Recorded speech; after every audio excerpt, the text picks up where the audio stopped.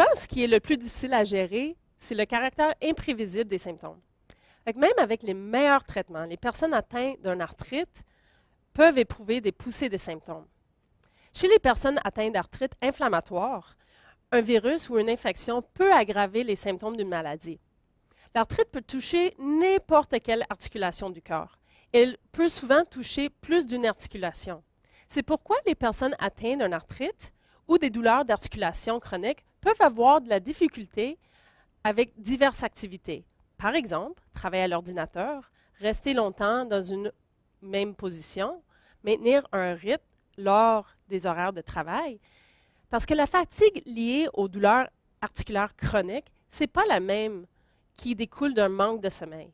Il s'agit plutôt d'un sentiment d'épuisement écrasant continu, qui diminue la capacité d'effectuer un travail physique ou intellectuel. La Société de l'arthrite offre un programme en ligne de prise en charge de la fatigue. L'arthrite est un problème médical et un diagnostic précoce est important afin de préserver le fonctionnement des articulations. On peut prendre des mesures pour aider des personnes atteintes d'arthrite ou de douleurs articulaires chroniques à bien fonctionner au travail, notamment des techniques simples visant à protéger les articulations en milieu du travail, des adaptations ou des aménagements précoces pour que les personnes atteintes d'arthrite puissent continuer de travailler et une culture de soutien. Nous devons tous prendre des mesures pour protéger nos articulations, surtout si elles sont déjà endommagées. Les conseils suivants ne sont pas uniquement pour les personnes atteintes d'arthrite ou d'autres troubles articulaires. Ils peuvent encourager les employés à atteindre un équilibre sain entre le travail et la vie personnelle. Certaines mesures d'adaptation n'exigent qu'un peu de créativité et d'autres n'entraînent que faible coût. Il y a 5 étapes à suivre. Nous les verrons dans les prochaines diapositives. Tout le monde peut bénéficier d'un environnement de travail bien réfléchi, qui augmente notre confort global et notre productivité. Apporter des modifications simples à votre poste de travail peut avoir des effets très bénéfiques sur vos articulations. Cette illustration montre comment vous devriez organiser votre poste de travail dans 3 zones. Gardez les objets importants à portée de main, en gardant votre corps près de votre tâche. Cela vous permettra d'éviter de vous étirer. Faites toujours face à l'objet avec lequel vous travaillez. Vous ne devriez pas devoir faire de torsion, d'extension ou de flexion trop souvent.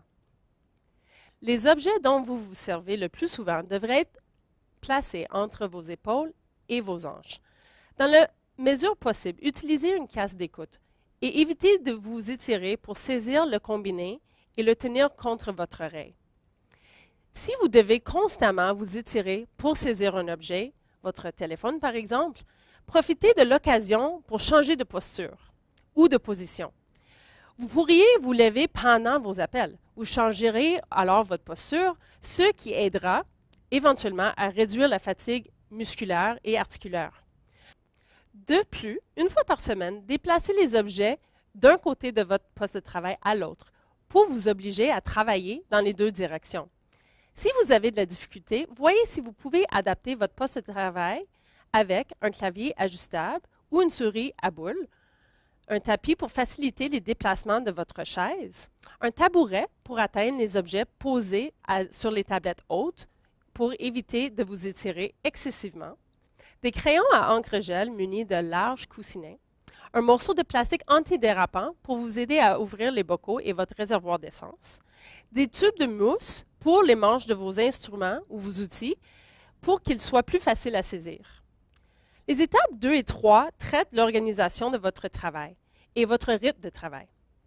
Étape 2, c'est planifier. Définissez vos priorités dans la vie, au travail, à la maison et dans vos loisirs.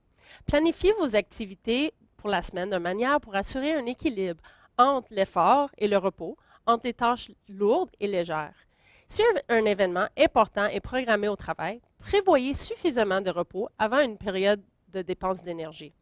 La plupart d'entre nous savent reconnaître nos périodes de force. Effectuez les tâches importantes pendant les périodes de grande énergie. Si vous éprouvez des difficultés à conseiller les exigences liées à votre vie professionnelle et personnelle, il est probablement le temps de demander des aménagements à vos supérieurs ou vos ressources humaines.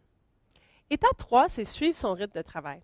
Changer de position pour ne pas toujours exercer de la pression sur les mêmes articulations.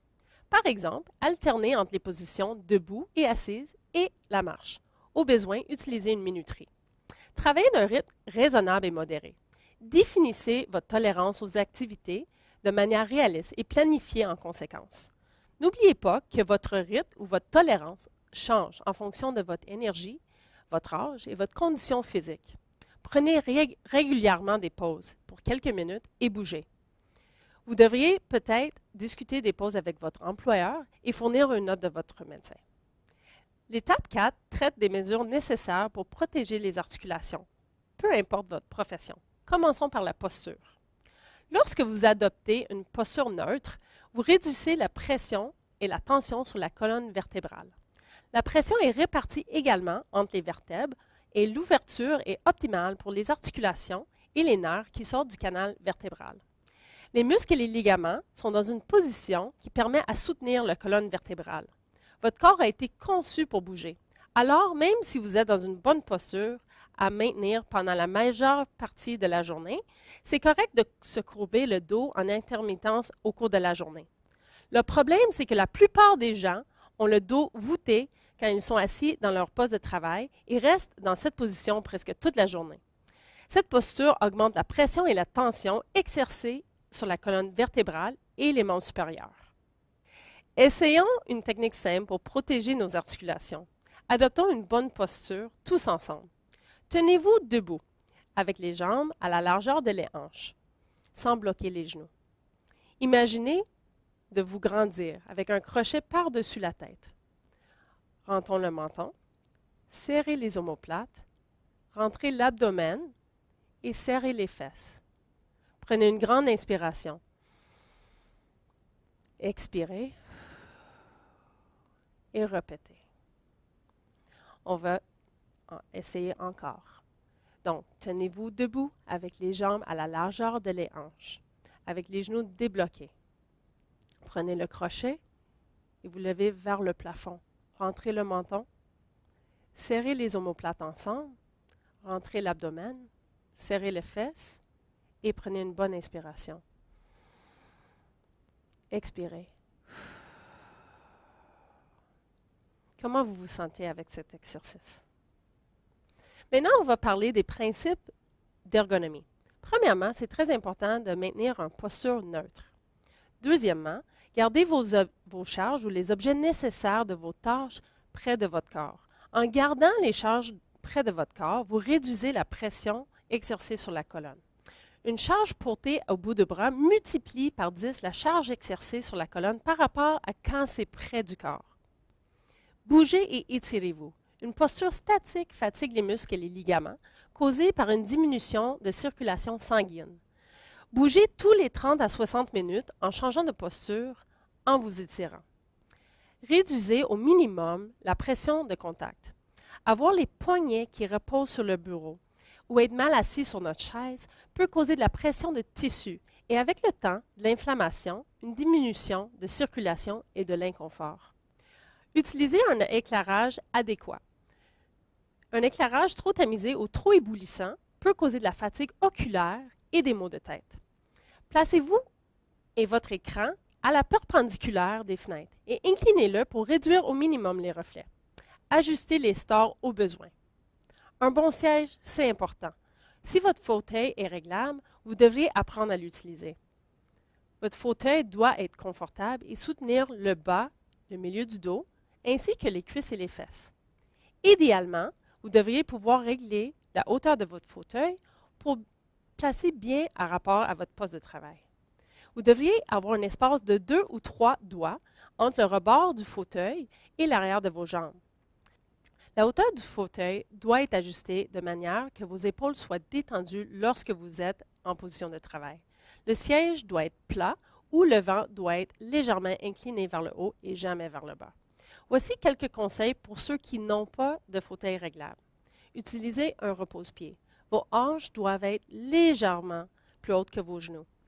Vous ne devriez pas utiliser un repose-pied trop élevé. Un repose-pied incliné est plus confortable. Servez-vous d'un appui lombaire. évaluez la possibilité aussi d'échanger votre fauteuil qui vous conviendrait mieux avec celui d'un collègue. Un poste de travail confortable favorise certaines choses, donc une posture neutre où le dos et les épaules sont détendus et soutenus, les coudes près du corps et pliés à 90 degrés, les poignets et les mains droites et non pliées. Un clavier placé sur le bureau ou sur un plateau. Évitez de déposer les poignets sur le bureau. La pression par contact et les mauvaises postures entraînent les troubles musculo-squelettiques. Pour l'écran, le bord d'outil devrait être au niveau des yeux. Si vous portez des verres progressifs, baissez légèrement votre écran. Les ordinateurs portatifs sont utiles, mais peuvent parfois nous forcer d'adopter une mauvaise posture. Pour réduire ces risques à un minimum, suivez les recommandations suivantes. Premièrement, prenez une pause de 1 ou 2 minutes aux demi-heures ou alternez les tâches. Évitez la posture de tortue, le dos voûté et avec la tête avancée. Évitez de placer l'ordinateur sur vos genoux pendant les longues périodes. Dans cette position, on diminue la circulation de l'ordinateur, ce qui peut entraîner une surchauffe. Placer une surface solide sous l'ordinateur peut aider. Si vous servez d'un ordinateur portatif pendant plus d'une heure, utilisez un écran externe ou un support. Un clavier et un souris portatif peuvent aussi être utilisés. Ne vous étendez pas lorsque vous servez d'un ordinateur portatif. Les postures assises ou debout imposent beaucoup moins de tension sur le corps. Souvenez-vous aussi de placer l'ordinateur portatif perpendiculaire aux fenêtres. Les meilleures façons pour vous installer selon la tâche à effectuer. Pour la lecture, placez l'écran en hauteur pour garder le cou en position neutre. Pour la rédaction, placez l'ordinateur plus bas pour favoriser une position neutre des poignets. Les muscles du cou étant plus gros que ceux des mains peuvent supporter plus de pression. Essayez de rentrer le menton quand vous regardez vers le bas. De cette façon, la tête est plus alignée avec la colonne. Lorsqu'on utilise un téléphone mobile ou une tablette, on augmente les risques de douleur de cou et aux épaules. Ces risques viennent du fait qu'on adopte une mauvaise posture quand on se sert des appareils. Une posture où la tête est avancée augmente la pression sur la colonne, passant de 10 à 60 livres. Une pression répétitive crée une pression sur les pouces aussi. Les recommandations pour l'utilisation des petits appareils mobiles. Donc, la fréquence ne devrait jamais être plus de 15 minutes à la fois. Placez vos poignets en position neutre. Échangez la main qui tient l'appareil et tenez-la à la verticale. Gardez le cou et les bras et les dos droits. Reposez le pouce en utilisant d'autres doigts et servez-vous la fonction main libre si possible. Les recommandations pour l'utilisation d'une tablette, c'est quand même semblable. Par contre, la fréquence, nous pouvions l'utiliser pendant 30 minutes à la fois. Tenez-la en format portrait et si possible, utilisez un clavier ou une souris externe ainsi qu'un support. Soulevez la tablette en appuyant contre un oreiller ou un sac à dos pour garder l'écran à la proximité et à la hauteur des yeux. Si vous travaillez de la voiture, n'oubliez pas de placer l'ordinateur portatif devant vous, assez près pour que vous puissiez le joindre avec votre avant-bras.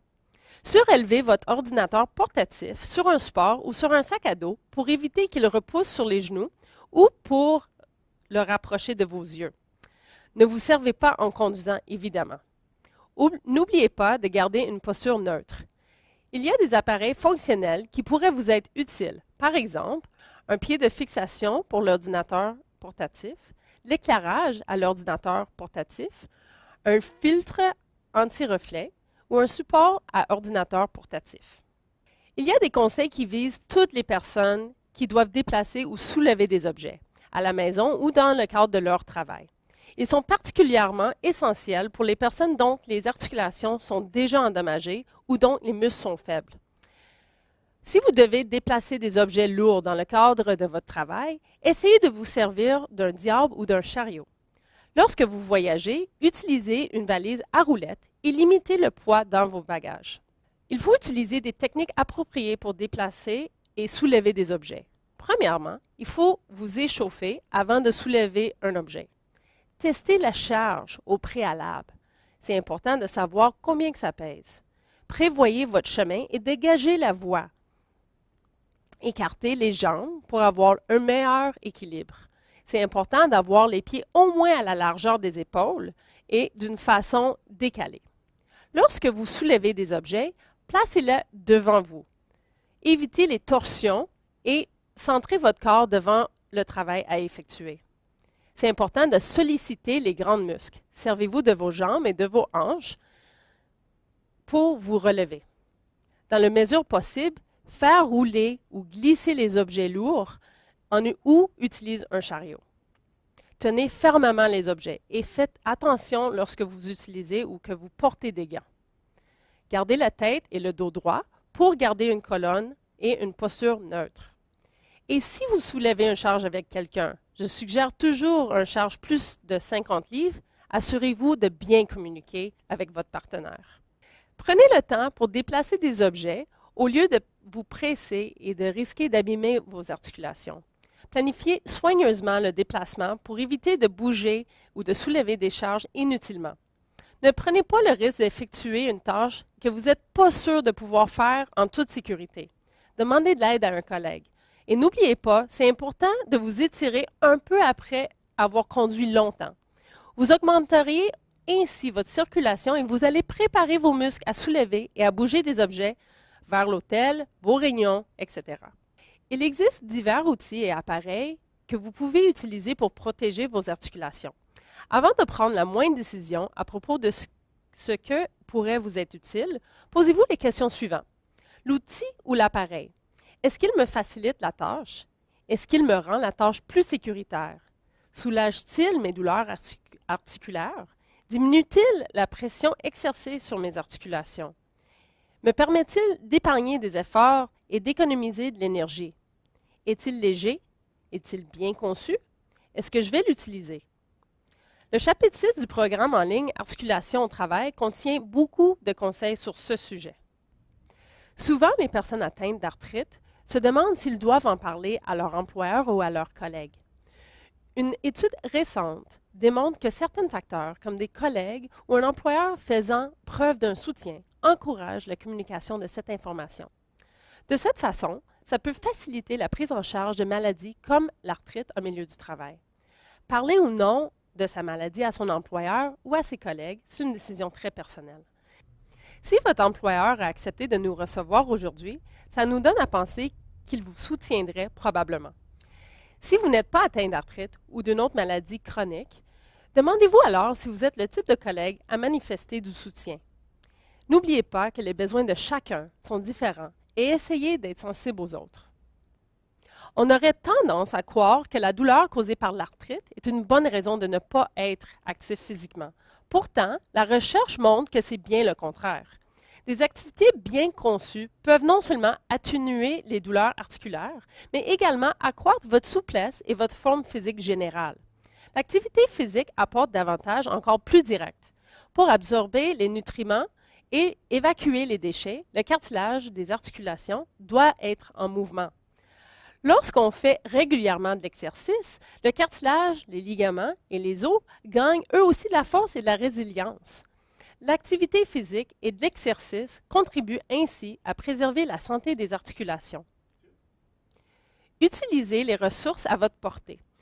Un physiothérapeute ou un ergothérapeute s'assurera que les activités que vous pratiquez répondent à vos besoins et vous aidera à concevoir un programme d'activité physique à votre mesure.